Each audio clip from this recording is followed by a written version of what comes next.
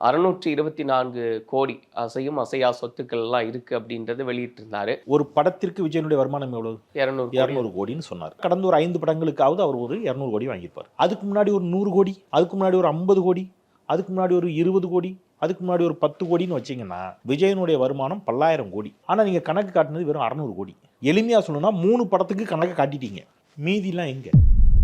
ஆதவர்ஜுனா சமீபத்தில் சொன்னார், ஜனநாயகன் குறித்த நேரத்தில் வெளியாகி இருந்தால் விஜய்க்கு 1500 கோடி ரூபாய் லாபம் கிடைத்திருக்கும். அது வெளியாகாததுனால தயாரிப்பாளர்கள்ல விஜய்க்கு 1500 கோடி நட்டம் என்று ஆதவர்ஜுனா சொன்னார். இருந்தாலும் பரவாயில்ல, நான் 1500 கோடி கூட எடுத்துக்கலாம், அந்த 200 கோடி எடுத்துப்போம். அவர் உச்சத்தில் இருந்து வந்ததாக சொல்கின்ற 200 கோடி. ஒரு 5 படத்துக்கு வருமானமே அப்போ 1000 கோடி ஆச்சு. இப்போ நீங்கள் விஜய் இதுவரைக்கும் எத்தனை படம் நடிச்சிருக்கிறார்? முதல் படத்துக்கே கண்டிப்பாக 200 கோடி வாங்கியிருக்க மாட்டார். ஆனால் நிச்சயமாக மிக நிச்சயமாக கடந்த ஒரு 5 படங்களுக்காவது அவர் ஒரு 200 கோடி வாங்கியிருப்பார். அதுக்கு முன்னாடி ஒரு 100 கோடி, அதுக்கு முன்னாடி ஒரு 50 கோடி, அதுக்கு முன்னாடி ஒரு 20 கோடி, அதுக்கு முன்னாடி ஒரு 10 கோடின்னு வச்சிங்கன்னா விஜயனுடைய வருமானம் 10,000 கோடி. ஆனால் நீங்கள் கணக்கு காட்டினது வெறும் 600 கோடி. எளிமையாக சொல்லணும்னா 3 படத்துக்கு கணக்கு காட்டிட்டீங்க.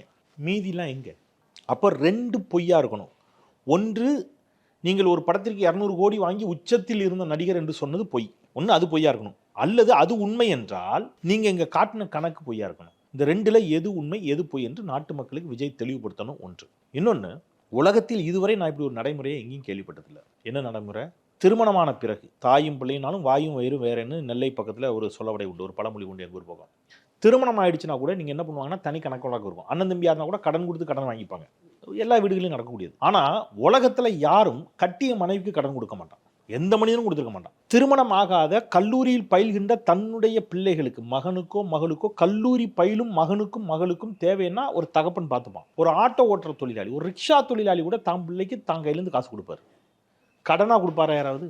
கடன் கொடுத்திருக்கிறார். பெற்ற தாய்க்கு கடன், பெற்ற தகப்பனுக்கு கடன், தான் பெற்றெடுத்த பிள்ளைகளுக்கு கடன், கட்டிய மனைவிக்கும் கடன் கொடுத்திருக்கிறார். இப்போ அடுத்த கேள்வி, சார் அது டாக்குமெண்ட்டுக்காக அப்படி பண்ணியிருப்பாங்க சார். ஒரு டாக்குமெண்ட் எழுத்தில் இருக்கும், வரவு செலவு ஆடிட்டர் ஆடிட்டருக்காக அது நடந்திருக்கும் அப்படின்னு ஒரு வாதம் வரும். அப்போ நீங்கள் ஊரை ஏமாற்றிருக்கீங்க. 2ல் ஏதாவது ஒன்று நீங்கள் ஊரை ஏமாத்துறதுக்கு, வருமான வரித்துறையை ஏமாற்றுவதற்கு பெற்ற தாய்க்கும் தகப்பனுக்கும் கட்டிய மனைவிக்கும் நீங்கள் பெற்றெடுத்த பிள்ளைகளுக்கும் கடன் கொடுத்திருப்பதாக டாக்குமெண்ட்டில் வச்சு நீங்கள் அரசாங்கத்தை ஏமாத்திருக்கீங்க. So you are a fraud. அதெல்லாம் இல்லை, நான் உண்மையிலே கடன் கொடுத்தேன் அப்படின்னா பெத்த பிள்ளைக்கே கடனாக தான் கொடுக்குற இவர் நாளைக்கு நாட்டு மக்களுக்கு என்ன நன்மை செய்வார்?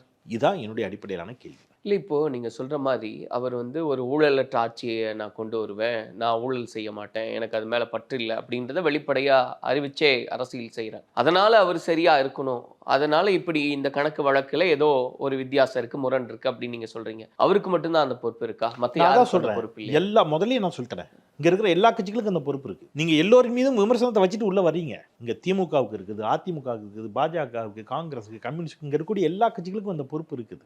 நீங்கள் நான் எல்லாத்தையும் விட்டுட்டு வரேன் அப்படின்னு நீங்கள் சொல்கிறீங்க இல்லையா? எல்லாத்தையும் விட்டுட்டு வரேன். அதுக்காக வரேன், உங்களுக்கு சேவை செய்ய வரேன், உங்களோட நிற்பேன், உங்களுடைய எல்லா நல்லது கட்டிலையும் நான் நிற்பேன், உங்களுக்கு நல்லது செய்வேன் நீங்கள் சொல்கிறீங்க. நான் எப்படி நம்புறது?